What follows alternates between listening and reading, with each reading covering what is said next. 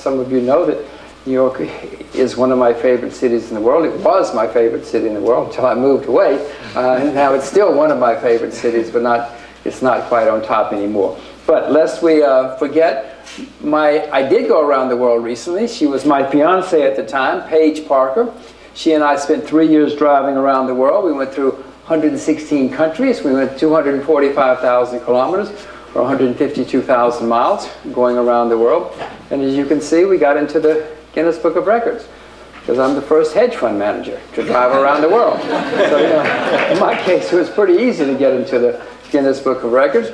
Paige and I started in Iceland.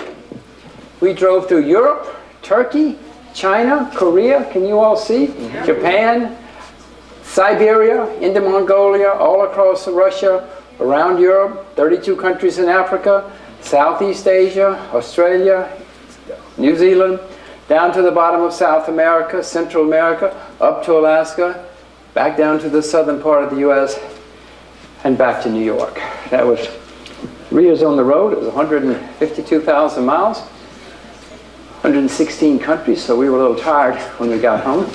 We thought we would stop and rest for a while. Well, one result of resting for a while is we now have a baby girl. Now, I want you to know I had never had a child in my life. I was never, ever going to do anything so foolish as to have a child. I thought children were a horrible waste of time, energy, money. I used to feel so sorry for my friends who had children. I said, you poor saps, aren't you sorry you went and had a child? Well, I want you to know I was totally wrong. I was 100% wrong. I get so much joy from this little girl. I tell you, 24 hours a day, 7 days a week. It totally changed my life for the better. Changed my life for the better. And you know, if there's anybody in the room who hasn't done it, I urge you to get home and get on with it. You take a day off if you, well, no, don't take a day off these days. These are perilous times. But go home for lunch, you know, have a lunch hour.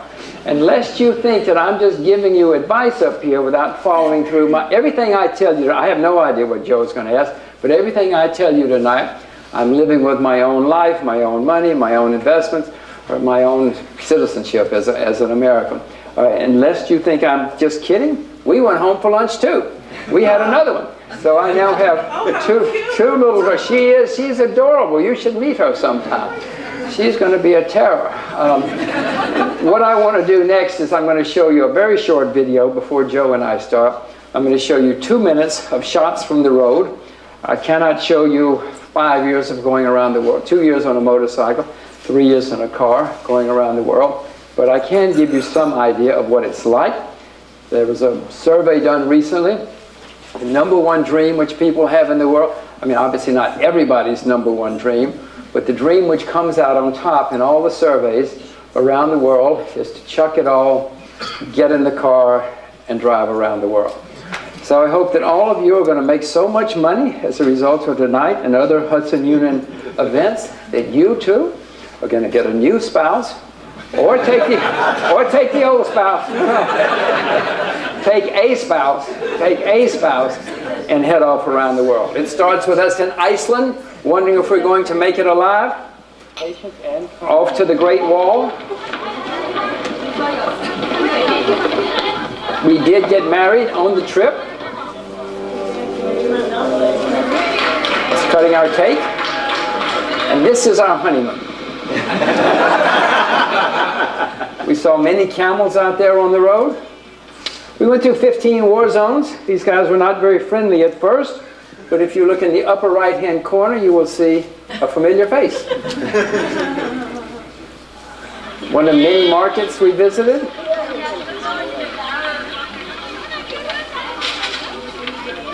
This is one of many, many bad roads. This is a sad time. We went to an AIDS orphanage down in South Africa. We went to see King Tut.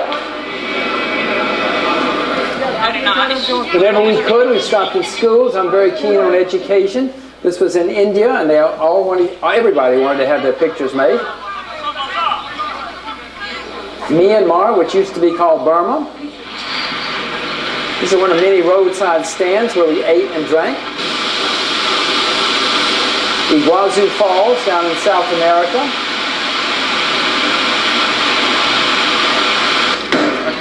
This is the bane of my existence. This is bureaucracy, red tape, regulations. This, on the other hand, is the black market. It's a much higher class of people. And when we got back to the U.S., we kept going. We headed up to Alaska in the dead of winter. And when we got back to New York, our first stop was the World Trade Center. That had blown up while we were gone.